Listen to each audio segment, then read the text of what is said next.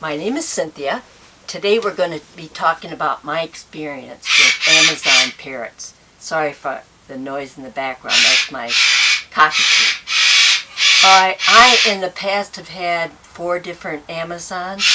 I've had two Red Lords. I've had a yellow nape, actually 5. I've had a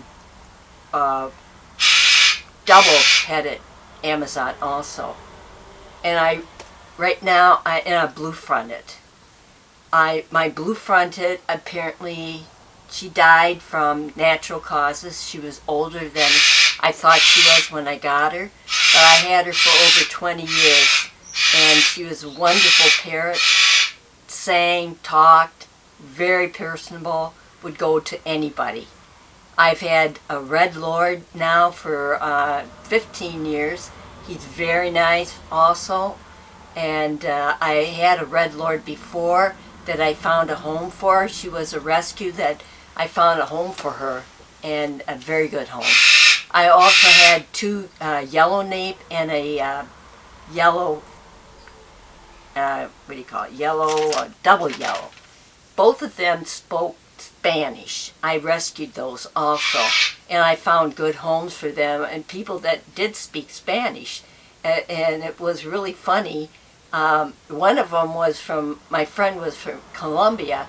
She said she couldn't quite understand her, but did get some words from her, and she sang and talked about a little baby. So that person that had her before must have had a baby, and the baby cried, and she made noises to quiet the baby down. So that was kind of interesting. But again, I found good homes for them and people that spoke Spanish, which loved them terribly. Now, the thing about Amazons you have to understand is the hormones. And all of mine had this same problem.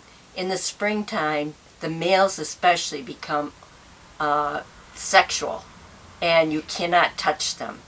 And I don't go anywhere near my Amazon in the springtime because of that. After about May, there's no problems. And I can hold them, and and of course the females don't become that way at all, it's just the males. And I currently have a Red Lord that is male, so I don't go near him in springtime. And by hormonal, I mean they'll bite you. So you don't want to get bit. So don't be around them, don't hold them at that time.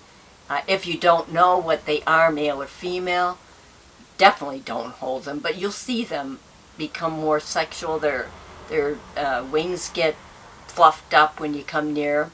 And so don't go near them at all.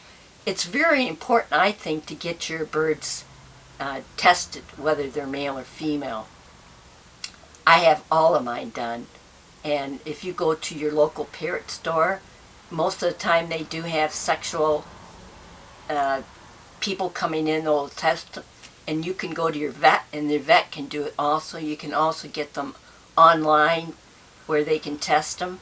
So it's kind of important. I also like to know that, because when I name my parrot, I like to know whether it's a female or male, and their name coincides with their sex. But I've had all of mine done, and it's really kind of nice to have. Now, as far as talking, the yellow nape and the, yellow hooded, they were the best talking, and you'll see on the internet how they are for talking and singing. My blue-fronted also sang, and if you put music on, and they'll dance for you, and my blue-fronted sang songs. So did my yellow nape, and my other one, they sang when I put music on. So that's kind of fun to have that ability. Now, as far as talking, when they talk, they sound like a parrot talking. If you want a bird that sounds like you, get an African gray, because when they talk, they talk exactly like you. They sound like you, and they'll sound like somebody near you, while Amazon sound like a parrot talking. But that's okay. They're really cute, and they do have a very good talking ability. Now mine, their lifetime, they can live a long time. Although mine, when my blue fronted died early, she told when I bought them, she was supposed to be 3 years old, but she obviously wasn't. She was older than that. And when she died, she was only, according to my timetable, she was only in her 20s. But she must have been older. Now, Amazons can live as long as 60 years of age, but just like human beings, we don't all live to be 100, although some do live to be 100. Some people die at 30, some people die at 40, 50, whatever. And Amazon, same thing. But right now, my Red Lord, she's going on 26, and I don't see any reason to think that she's going to not live a lot longer. And that's the thing to beware of. You should make sure you have somebody who'll take care of them after you pass. I have them in my will, and I have people that I suggest that my executor or representative takes care of checking into these people to see if they'll take them. You don't really want to sell them to a store because they're just a commodity to them. They'll sell to whoever walks in the door with the money. But if you have somebody who will take them and then find homes for them, it's a much better situation than selling them to a store. Although, people do that, and maybe your person, whoever you leave them to, will have to sell them to a store down the road. But again, if you can find somebody that will look for a good home for them, it's much better than selling to a store. And as far as breeding, I've never bred my Amazons. I had friends that bred Amazons, and that I would assume that'd be very fun to do that. But again, I did not breed any of my parrots. Now, colors. Amazons can be a lot of different colors.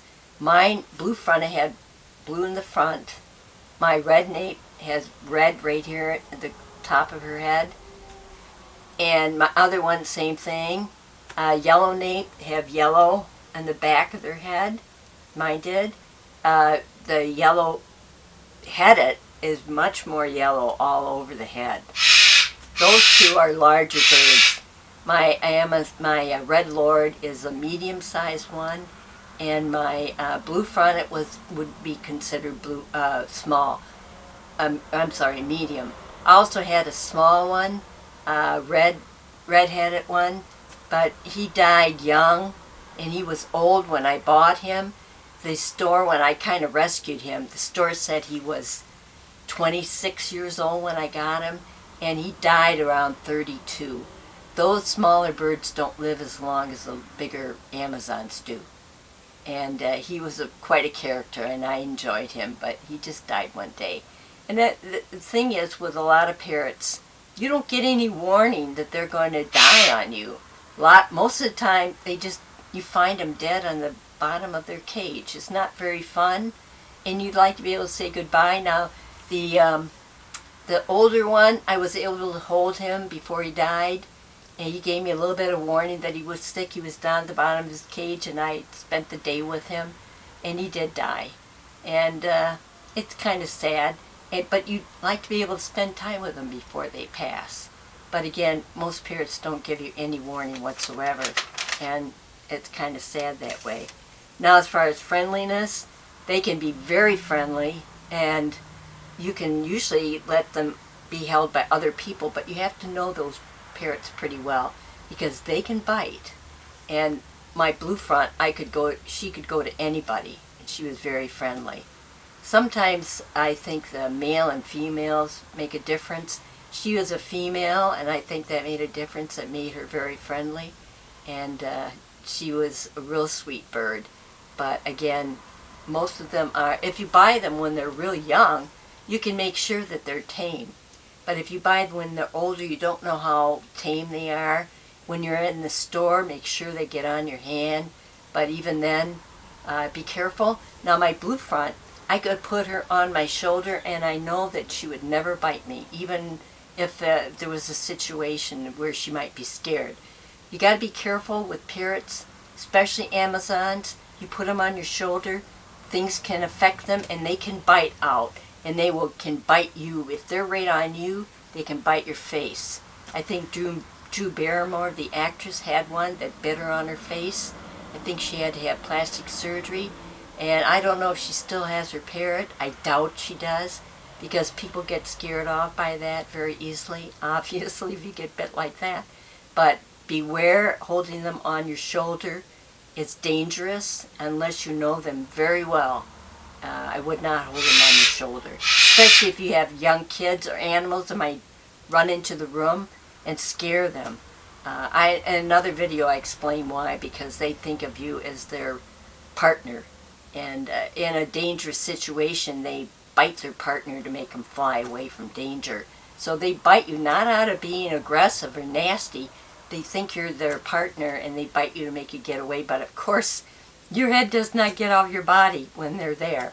So you don't have a lot of feathers, because when they bite their partner, they have a lot of feathers, and they really don't bite the body, they bite the feathers, and that makes the parrot fly away. But you don't have feathers like that. Now, they're from all different parts of South America, Puerto Rico. They can come from Peru. Most of South America has Amazons down there.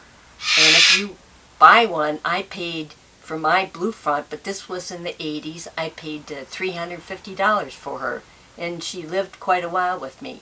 You can usually pay around $600, maybe $1,000 for them now in a store. And if you buy them young, you pay more for a baby than you do for an older parrot. Now, I hope that gave you some good ideas about buying an Amazon, ones that I have my experience with. I hope if you did, give me a thumbs up on this video. Subscribe to my channel. I usually try to break down a lot of different topics, but parrots are really one of my favorites. And I'll have more videos on different ones that I've had over the years. And I usually download on Monday, so look for the new ones on Monday. Come back and visit with me. Thank you. Bye now.